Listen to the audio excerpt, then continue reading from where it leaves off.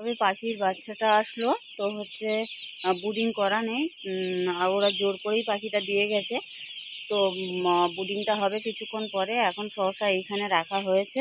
এই দেখো একটা ঘরের মধ্যে বেশ অনেকগুলো ক্যারেট, মানে মোট 52টা ক্যারেট রাখা হয়েছে। তো বাইরেও আছে কিছু, এই দেখো। আর বুডিংটা এখনও রেডি হয় না, কারণ ভিজে জায়গা একটু। আর পাখিটা তো নেয়ার এখন কথা ছিল না, অন্য লোকের পাখি আমাকে দিয়ে দিয়েছে। কিন্তু ওই ঘরেও পাখি আছে, তো তোমাদেরকে পরে দেখাচ্ছি একটু পরে। তো পাখিটা একদমই মানে উপরে ঢাকনাগুলো খুলে দিয়েছি। দেখো কি সুন্দর লেগেছে। এই দেখো কত পাখি, মানে আরও নিচেতে আছে, এই নিচেতে এখনও আছে, শুধু ওপরগুলো খুলে খুলে রেখেছি।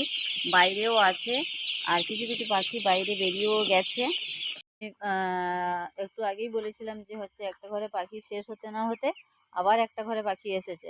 তো দেখো এই ঘরে এই মাত্র এই কটাই মাত্র পড়ে আছে, বাদ বাকি এগুলো মোড়া। হ্যাঁ, এই কটা পড়ে আছে, এইগুলো তুলে নিলেই ব্যাস এই ফার্মটা পুরো ফাঁকা। দেখো এই দিকটা একটাও পাখি নেই, ও পেছনটা অন্ধকার করে রেখে দিয়েছি, কারণ বেকার বেকার লাইট জ্বেলে লাভ নেই। আর যার কারণে এই সামনের দিকটা দিয়ে রেখেছি।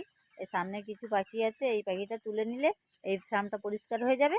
তারপরে ফার্মটা পরিষ্কার করে নেবো, কারণ পাখি তো ওই ঘরে এসেছে, ওই পাশে ঘরে এসেছে, যার কারণে লিটারটা তাড়াতাড়ি পরিষ্কার করতে হবে, কারণ দুটো ঘরের পাখি তো একটা ঘরেই আছে। তো লিটারটা পরিষ্কার তাড়াতাড়ি করে নেবো। পাখিটা ছেড়ে দিয়েছি বুডিংয়ের মধ্যে। তো দেখো অনেকটা ঘন হয়ে গেছে, খড়টা বেরিয়ে গেছে, কারণ হুটো পাটায় পাখিটা এসেছে, যার কারণে চিটে দিতে পারিনি। খড়ের উপরেই পাখিটা ছাড়া আছে, মানে খড় তলাতে দিয়েছি, ওপরে পেপার দিয়েছি, দিয়ে পাখিটা ছেড়ে রেখেছি। আর 4টে বুডিং করা আছে, ঠিক আছে। 4টে বুডিংয়ের মধ্যে পাখিগুলো দেয়া আছে এইভাবে, খাবারের জায়গা, জলের জায়গা। আর এমনি পেপারের মধ্যে অল্প অল্প করে খাবার দিয়ে দিয়েছি, কারণ খাবারের জায়গা তো অল্প দেওয়া আছে, আর বেশিও খাবারের জায়গা নেই। অনেকগুলো তো ইঁদুরে কেটে দিয়েছে, যার কারণে এই কয়েকটা আছে, এই কয়েকটাই দিয়েছি। আর দ্বিতীয়ত আজকে সবে প্রথম একদিন বয়স তাদের, ওই জায়গায় খেতেও একটু অসুবিধে হয়, যার কারণে নিচে নিচে অল্প করে দিয়ে দিয়েছি, যে যেরকম পারবে সেরকমভাবেই খেয়ে নেবে। যার কারণে ওই রকমভাবে খাবার দেওয়া হয়েছে।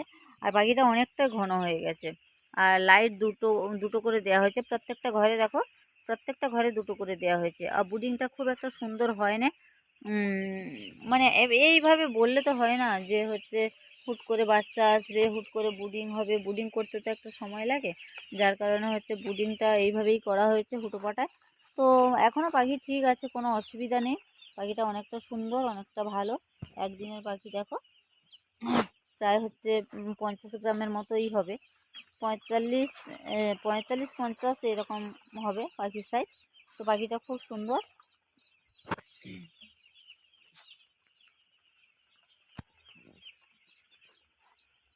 খাবারের জায়গায় খাবার দেওয়া হয়ে গেছে, জলের জায়গায় জল দেওয়া হয় না, তো সারা রাতের জলটা দিয়ে দেওয়া হবে। তো সারা রাতের জল এই তোলা হয়ে গেছে, সারা রাতের জল দেব। তো জলটা দেওয়া হয়ে গেলে রাত্রে একটু করে চালা দিলেই ব্যাস। আর আজকে সারাদিনে কোনো মেডিসিন পড়ে না, আর এমনি প্লেন জল সারাদিন চলেছে। আর মাঝখানে একটু ওআরএস দিয়েছিলাম, আর তেমন কিছু দিইনি।